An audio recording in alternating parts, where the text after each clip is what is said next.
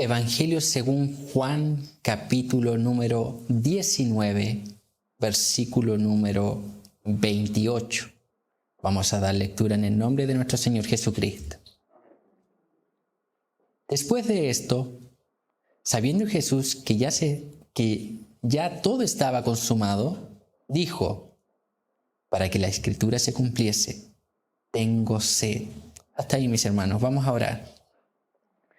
Señor Dios Todopoderoso, a través de su Hijo amado, nos presentamos delante de su gloriosa, majestuosa y grandísima presencia, reconociendo nuestra necesidad de usted, reconociendo, Señor, que necesitamos de su palabra, de su persona. Oramos, Padre Celestial, para que usted por medio de su palabra nos edifique, para que usted por medio de su palabra nos exhorte, nos corrija, para que a través de su palabra podamos ver la hermosura de Cristo, la hermosura de nuestro Señor Dios Todopoderoso, y también para que a través de su palabra su iglesia pueda responder en adoración. Se lo pedimos, Padre Celestial, en el nombre de nuestro Señor Jesucristo. Amén y amén. Mis hermanos, vamos a dar continuidad a nuestra serie sobre las últimas 7 palabras de Jesús en la cruz. Ya hemos visto 4 anteriormente, esta es la número 5. Y haciendo un resumen introductorio para que vayamos recordando de qué tratan estas 7 palabras o 7 oraciones. Estas son las últimas 7 oraciones que nuestro Señor Jesucristo realiza antes de morir en la cruz. Estas 7 oraciones son como un discurso de despedida que el Señor hace antes de morir. Pero también estas 7 oraciones son como un discurso antes de ascender a su trono para gobernar. Y de eso se tratan estas palabras. Son las últimas palabras de nuestro Señor Jesucristo antes de morir. Y en el día de hoy nosotros hemos leído el Evangelio según Juan, capítulo número 19, versículo número 28. Y nosotros vamos a ver un poco del contexto de esta 5ª palabra que el Señor Jesús realiza desde la cruz. Y el contexto lo encontramos en la primera parte de este versículo 28, cuando dice así: después de esto, sabiendo Jesús que ya todo estaba consumado, hasta ahí. Esto ya nos muestra el contexto de las palabras que el Señor va a pronunciar. Después de esto, ¿después de qué? Después de las primeras 4 oraciones que el Señor Jesús ya había hecho. Ya había dicho, Padre, perdónalos porque no saben lo que hacen. Ya había dicho al ladrón en la cruz que se había arrepentido, hoy estarás conmigo en el paraíso. Ya había dicho a María, he ahí tu hijo, y al discípulo amado Juan, he ahí tu madre. Y ya había dicho, Dios mío, ¿por qué me has desamparado?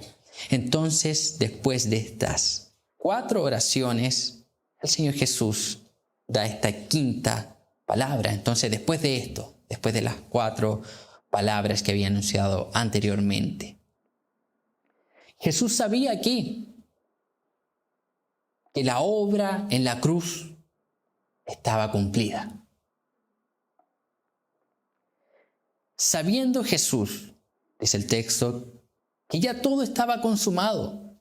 Jesús sabía que todo estaba consumado, ya que Él es Dios. Él sabía. Ya había experimentado el clímax de estas 7 palabras en la oración número 4, cuando dice, Dios mío, ¿por qué me has desamparado? ¿Qué era lo que estaba consumado? Porque el texto dice, Jesús, sabiendo Jesús que ya todo estaba consumado, ¿qué era lo que estaba consumado? El sacrificio sustituto de Jesucristo en la cruz. Jesús ya había soportado aquí la justa, santa ira de Dios por causa de su pueblo, de los pecados de su pueblo.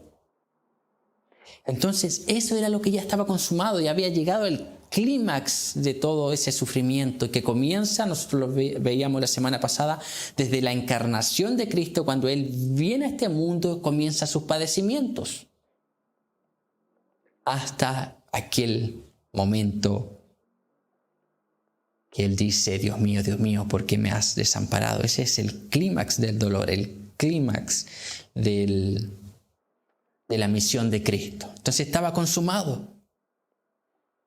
El comentarista bíblico William Hendrickson dice lo siguiente: a lo largo de su permanencia en la tierra, sobre todo en la cruz, había sufrido la ira de Dios contra el pecado, para así liberar a su pueblo del mismo y merecerles salvación eterna. La tarea ha sido cumplida. Jesús lo sabía porque conocía todas las cosas en su totalidad y una por una, dice este comentarista bíblico. Entonces Él sabía que la tarea ya estaba cumplida. Ya quedaban los últimos, tal vez, minutos de Cristo en esta tierra. La Biblia de Estudio de la Reforma, hablando sobre este pasaje, dice lo siguiente: la peor experiencia de la carga con la ira de Dios en lugar de su pueblo parece haber terminado. Y nosotros veíamos la semana pasada cuán horrendo era esa experiencia que Jesús tuvo que pasar en la cruz. Para que nosotros podamos entender un poco más este versículo, yo lo quiero aquí leer desde la Nueva Traducción Viviente, que lo traduce de la siguiente forma: Jesús sabía que su misión ya había terminado y para cumplir las Escrituras dijo: tengo sed. Entonces Jesús ya sabía que su misión había terminado, había cumplido, había sido consumada.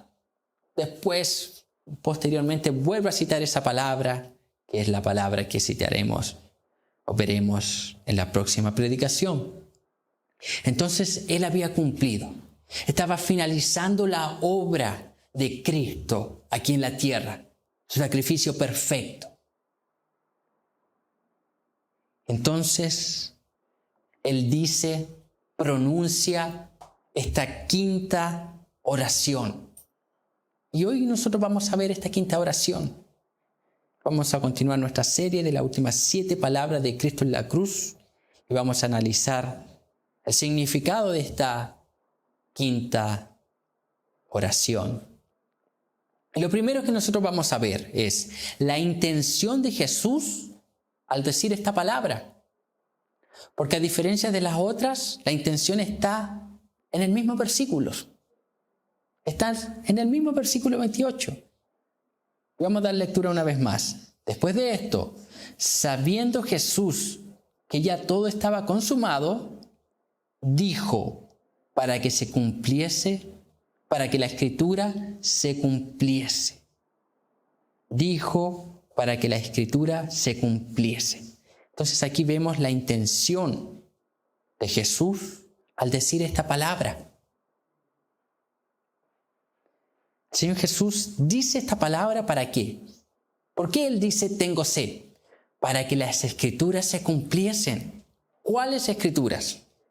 Salmo número 22, versículo número 15, que dice así: como un tiesto se secó mi vigor, y mi lengua se pegó a mi paladar, y me has puesto en el polvo de la muerte. Esta escritura es lo que se está cumpliendo, Salmo 22, 15. Y también se cumple el Salmo 69, versículo 21. Me pusieron además hiel por comida, y en mi sed me dieron a beber vinagre, que es lo que está en el versículo 29. Entonces, nuestro Señor Jesucristo dice esta frase, tengo sed, con la intención de cumplir las Escrituras. de cumplir las Escrituras. Y nosotros debemos entender que todo el Antiguo Testamento hablaba de Cristo. Todo el Antiguo Testamento apuntaba hacia Cristo. Todo lo que el Antiguo Testamento habló sobre Jesús, sobre lo que Jesús debía hacer, Jesús lo hizo.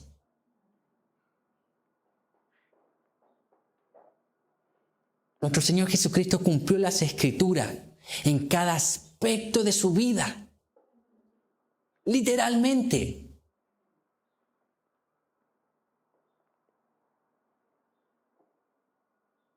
Literalmente, mis hermanos. Entonces aquí encontramos en esta primera parte la intención de Jesús al decir esta palabra. ¿Cuál era la intención? Que se cumpliesen las Escrituras. La Biblia de estudio de la Reforma, hablando sobre este pasaje, dice lo siguiente: tanto la intensa sed de Jesús como el vino agrio que le ofrecen para saciarla son cumplimientos de las Escrituras.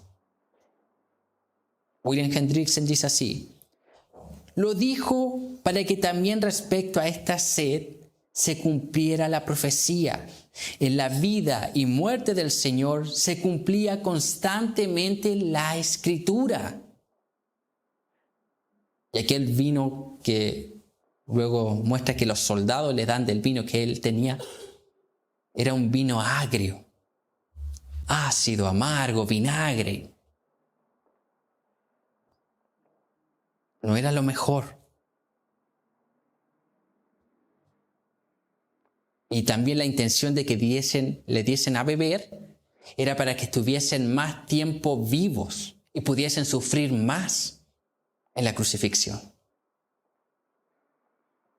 Esa era la intención de los romanos.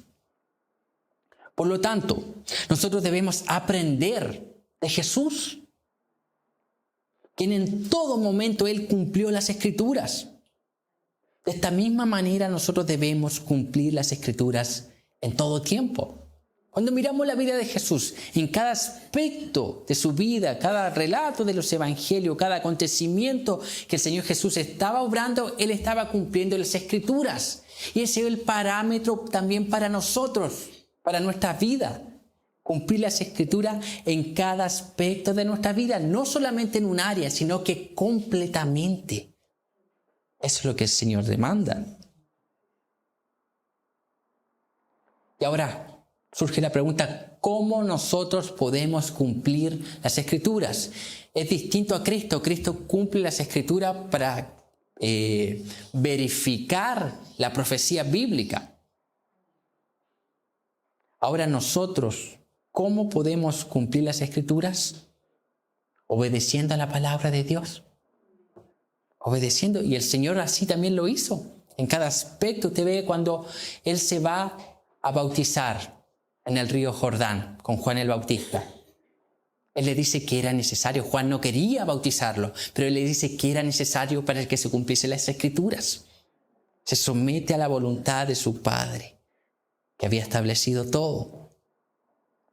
Nuestra Confesión de Fe Bautista de Londres de 1689, capítulo 1, párrafo 1, y la primera parte dice así: las Sagradas Escrituras constituyen la única regla suficiente, segura e infalible de todo conocimiento, fe y obediencia salvadores o salvíficos.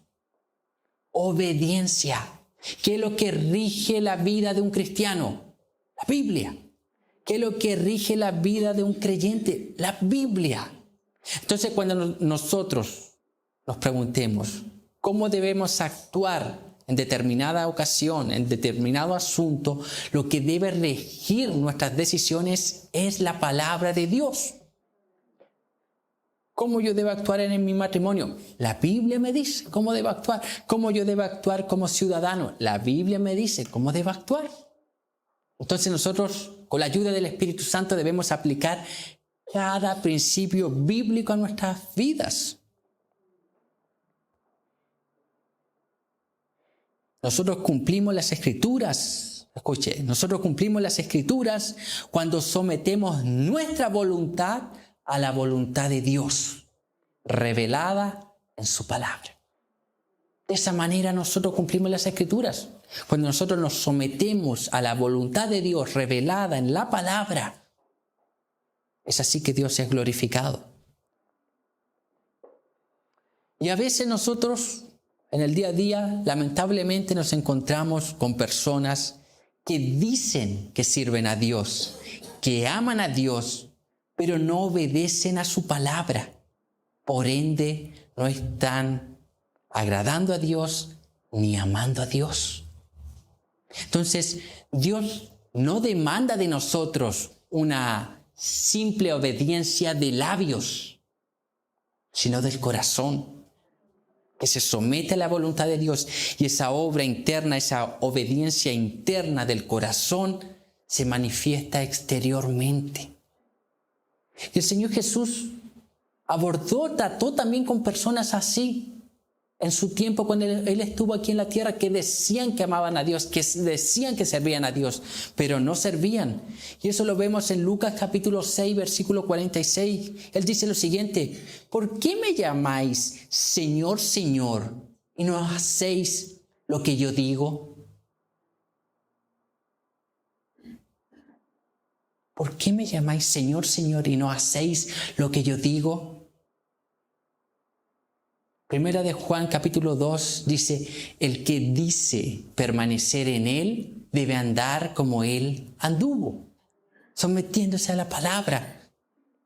Entonces, mis hermanos, seamos como Cristo, cumplamos la palabra como Cristo.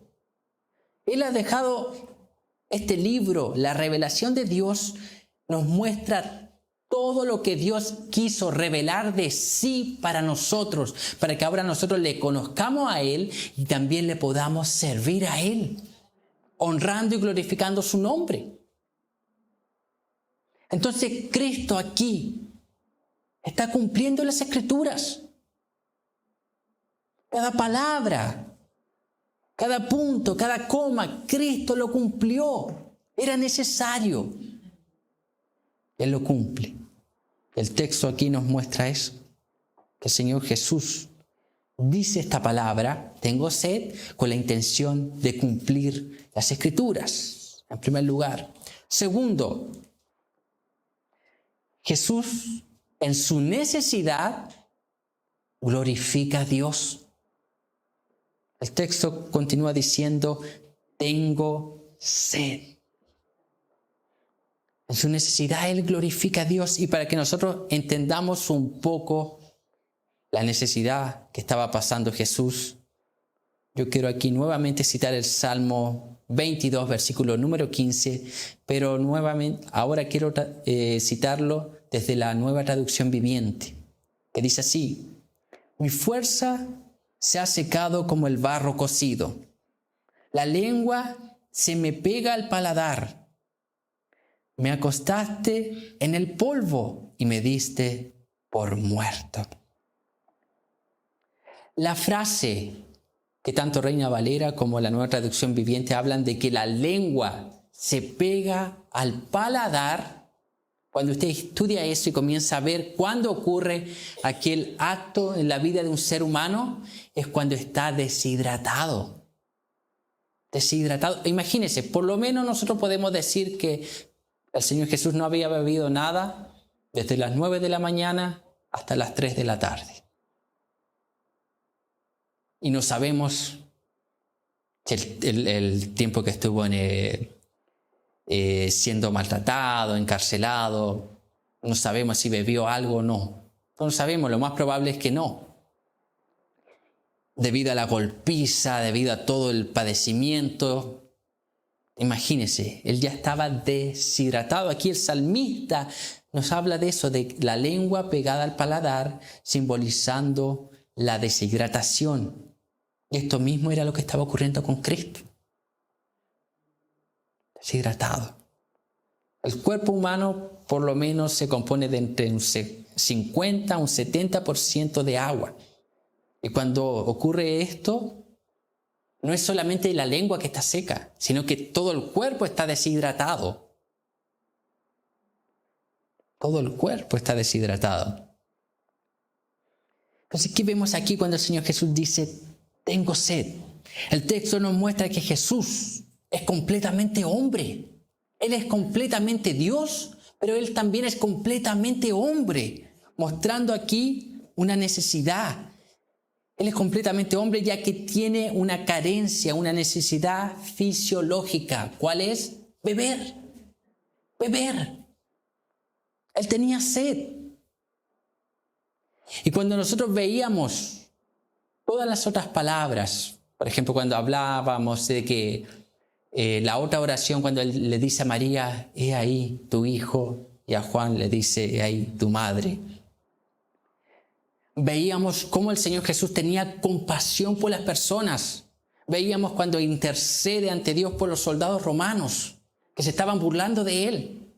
Él estaba orando por ellos, perdónalos. Padre, perdónalos porque no saben lo que hacen.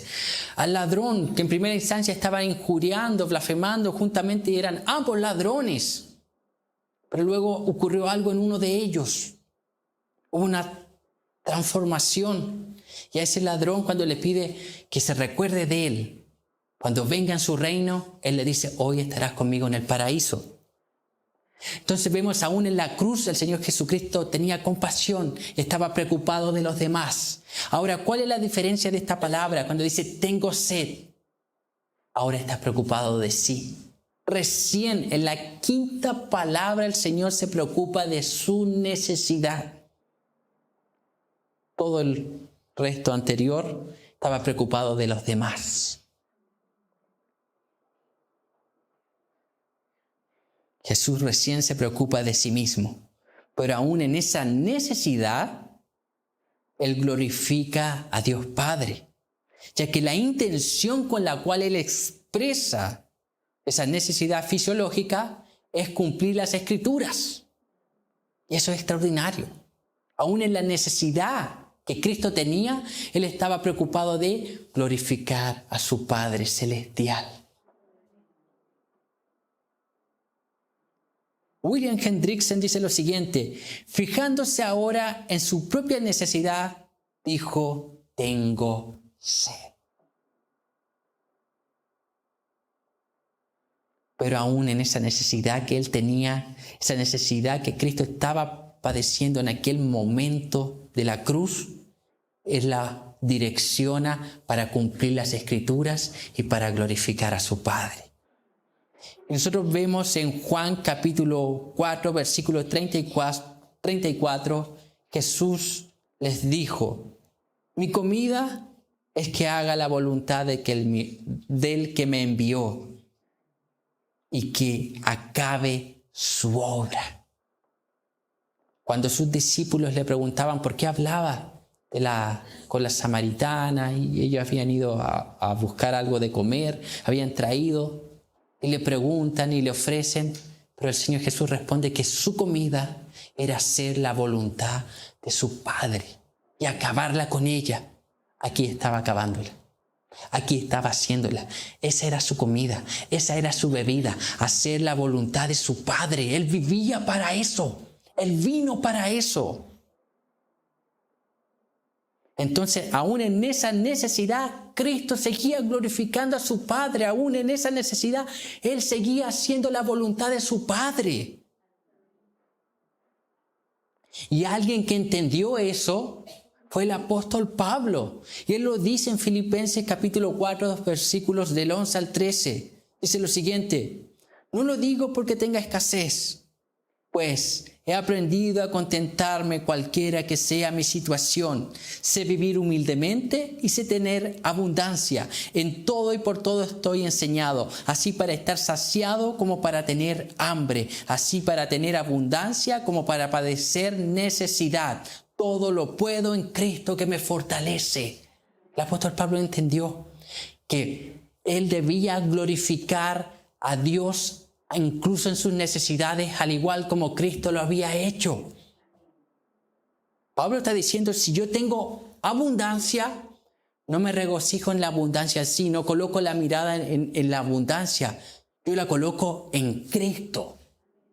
Yo no confío en aquella abundancia que él ve en material físico, no, yo sigo confiando en Cristo. Y Pablo también dice, pero si yo tengo escasez, ¿yo no voy a reclamar? Si yo tengo necesidad, no voy a reclamar y no me voy a centrar en mi necesidad.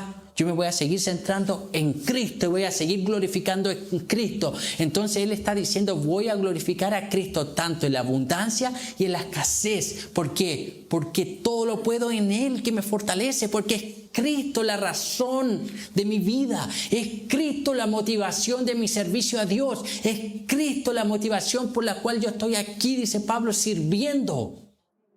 Estaba en la cárcel. Cuando habla a Filipenses, él está en la cárcel. Él dice, todo lo puedo en Cristo que me fortalece. Padeciendo necesidad, había experimentado necesidad, pero también abundancia. Él decía, mi corazón está tranquilo en Cristo. Aprendiendo de nuestro Señor Jesucristo.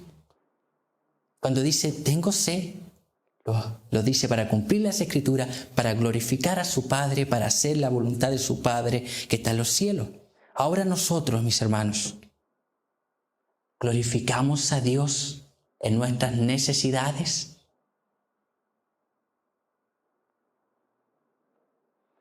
Cuando tenemos alguna necesidad, procuramos buscar la oportunidad de glorificar a Dios en dicha necesidad, o somos como el pueblo de Israel. Mientras caminaba por el desierto vivía quejándose. Dios le daba maná, después quejándose. Dios les daba carne, codornices, seguían quejándose. Dios les daba agua y seguían quejándose. Entonces aquí aprendemos con Cristo, vemos que en la necesidad, en las aflicciones, en las pruebas, hay una oportunidad para glorificar a Dios. Hay una oportunidad que nosotros tomemos esa prueba, tomemos esa necesidad, tomemos esa adversidad para direccionarla hacia Dios, buscando la gloria de Dios, preguntándonos cómo yo podría glorificar a Dios en esta adversidad.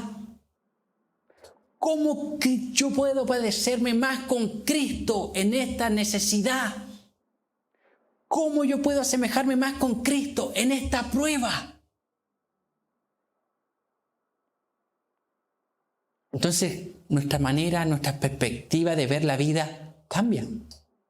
Y eso debemos entender que nosotros, los creyentes, tenemos la mente de Cristo. Dice Pablo, tenemos la mente de Cristo. Nuestro estatus, nuestro patrón de vida es el reino de Dios. Nosotros no nos conformamos a la cultura de este mundo. Nuestra cultura como cristianos es contracultural a este mundo. Es más elevada, es mayor. Y cuando nos enfocamos así en base a las Escrituras y vemos el ejemplo de Cristo, podemos ver que aún en nuestras necesidades, que aún en nuestras pruebas, que aún en nuestras dificultades, podemos glorificar a Dios. Yo no estoy diciendo que siendo indolente a su dolor, a su necesidad, no. No estoy diciendo que no pida ayuda a sus hermanos, que no oremos, no. Pero que tengamos una expectativa mayor. Como Cristo. Como Cristo. Entonces, busquemos glorificar a Dios aún en nuestras necesidades como Cristo.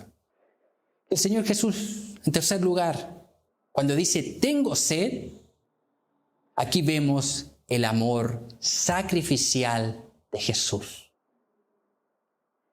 El comentarista bíblico A.T. Robertson dice lo siguiente: la sed es una de las más agudas agonías del suplicio de la crucifixión. O sea, una de las más agudas agonías del suplicio de la crucifixión. La sed era lo más terrible. La sed, que Jesús tuviese sed, era lo que buscaban los romanos para darle aquel vino agrio y pudiese seguir viviendo un par de horas, minutos o días más para que siguiese sufriendo más. Entonces era algo terrible. La sed que Jesús está experimentando es la consecuencia de ser nuestro sacrificio sustituto. Es la consecuencia de estar en el lugar que usted y yo debíamos estar.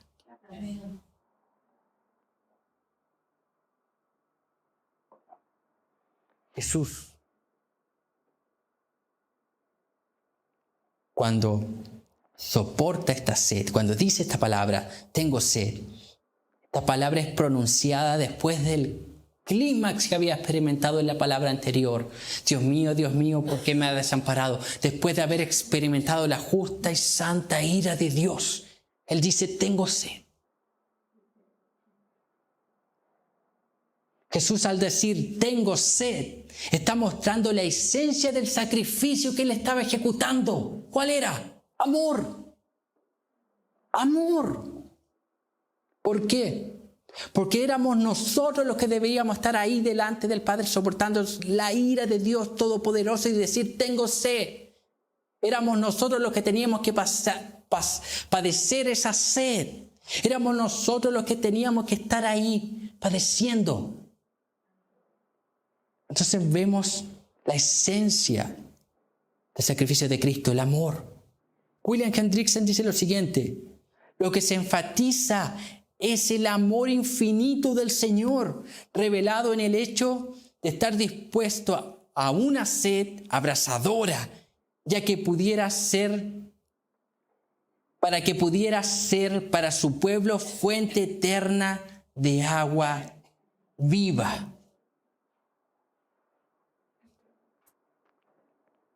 Nuestra Confesión de Fe Bautista de Londres de 1689, en el capítulo número 8, en el párrafo número 5, dice lo siguiente: el Señor Jesús, por su perfecta obediencia y el sacrificio de sí mismo que ofreció a Dios una sola vez a través del Espíritu Eterno, ha satisfecho plenamente la justicia de Dios. Ha conseguido la reconciliación y ha comprado una herencia eterna en el reino de los cielos para todos aquellos que el Padre le ha dado. El Señor Jesús, por su perfecta obediencia y el sacrificio en sí mismo que ofreció a Dios una sola vez a través del Espíritu Eterno. Él se ofreció en sacrificio. Él se ofreció. Aquí vemos a Cristo manifestando el amor de Dios hacia su pueblo. Cuando dice, tengo sed, es una muestra del amor de Dios. Cristo tomando nuestro lugar. Es lo que dice Romanos capítulo 5, versículo número 8. Mas Dios muestra su amor para con nosotros en que siendo aún pecadores, Cristo murió por nosotros. Cristo murió en lugar de nosotros. Recuerde, cuando Él dice, tengo sed, es después de haber soportado la ira de Dios en nuestro lugar. Es después de haber pagado por nuestros pecados en nuestro lugar. A través de la sed de Jesús, nuestras almas sedientas fueron saciadas con el agua viva que es Jesucristo. Por eso que es el amor. Él siendo el agua viva, aquel que puede satisfacer nuestra alma, se colocó en nuestro lugar y tuvo sed. Aquel que le dijo a la samaritana, si supieras aquel que te da de beber, tú le pedirías a Él que te dé agua viva. Pero aquí vemos al Señor Jesús, Él que le dijo a la samaritana que tenía el poder de darle agua viva, aquí lo vemos padeciendo sed. ¿Por qué? Porque tomó nuestro lugar.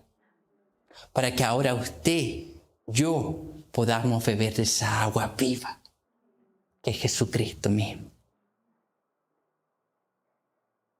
Ahora yo les pregunto, mis hermanos, ¿estamos viviendo de tal manera que ese amor sacrificial de Jesús es real en nuestras vidas? Debemos vivir de tal manera que el efecto de ese amor sacrificial sea reflejado en nuestras vidas, que tengamos vidas santas. De esa manera nosotros podemos reflejar ese amor sacrificial. Ese amor sacrificial se hace real en nuestras vidas. Y la evidencia de ese amor que hemos recibido, ese amor, son nuestras vidas. Son nuestra manera de comportarnos. Y no es solamente externamente, sino que es producto de una obra interna hecha por Dios. Es si ese amor sacrificial en la cruz, si esa palabra tengo sed, produce vida en nosotros, en nuestro interior, va a haber evidencia externa. Entonces, mis hermanos, vivamos de tal forma que honremos el amor sacrificial de Cristo. Vivamos de esa manera. Que honremos el amor sacrificial de Cristo. Entonces, para ir concluyendo, en esta predicación hemos visto lo siguiente. En primer lugar, la intención de Jesús al decir esta palabra. ¿Cuál era la intención? Que las Escrituras se cumpliesen. Segundo, Jesús en su necesidad glorifica a Dios. Cuando Él dice, tengo sed, a pesar de que estaba padeciendo una necesidad fisiológica, Él direcciona esa necesidad para glorificar a Dios, porque dice, tengo sed con la intención de cumplir las Escrituras. Eso glorificaba a Dios. Y en tercer lugar vemos el amor sacrificial de Jesús. Porque cuando la fuente de agua viva se seca y tiene sed, lo hace por nosotros. Por nosotros. Y así puede cumplir lo que dice 1 de Timoteo, capítulo 2, versículos 5 y 6. Porque hay un solo Dios y un solo mediador entre Dios y los hombres, Jesucristo hombre, el cual se dio a sí mismo en rescate por todos, de lo cual se dio testimonio a su debido tiempo. Eso era lo que estaba haciendo Jesús en la cruz, siendo un mediador, colocándose en el lugar nuestro. El sacrificio de Jesucristo en la cruz abrió la puerta para la reconciliación entre Dios y los hombres. Y ahora nosotros debemos entrar por esa puerta llamada Jesús. Es el llamado de Dios para nosotros. Entre por esa puerta llamada Jesús. Jesús abrió esa puerta de la reconciliación con el Padre. El hombre estaba muerto en delitos y en pecado. Romanos capítulo 1, capítulo 2, capítulo número 3 describen al hombre como un aborrecedor de Dios. Y es a través de Cristo, a través de esa puerta que se abre, ese aborrecedor de Dios puede volverse en un adorador de Dios. Esa enemistad, un enemigo de Dios puede volverse amigo de Dios en Jesús. En Jesús. Este es un texto para que nosotros también meditemos, reflexionemos. Hay hermanos que muchas veces luchan con la seguridad de la salvación y son personas que dan frutos dignos de arrepentimiento, pero se cuestionan, ¿será que Dios me acepta? ¿Será que verdaderamente Dios me salvó? Y están todo el tiempo cuestionando. Y debemos entender que nosotros debemos descansar en el sacrificio de Cristo. Cuando yo empiezo a cuestionar la obra de Dios, cuando yo estoy hablando de un creyente genuino, que da fruto, que tiene evidencia, cuando empieza a cuestionar, ¿será que Dios me ama? ¿Será que Dios me acepta? ¿Será que Él me salvó? Y empieza a cuestionar, estoy diciendo, Jesús no tuvo sed. Porque el texto me dice que Jesús tuvo sed, que Él padeció en mi lugar, que Él padeció por usted en aquella cruz. El texto dice, tuvo sed. El texto es veraz. Jesús pagó por usted. Ese sacrificio fue eficaz. Ahora, mis hermanos, si alguien está pasando alguna dificultad en su vida, véala como una oportunidad para glorificar a Dios. No coloque la mirada en la dificultad en sí, sino en el resultado final, así como Cristo lo hizo.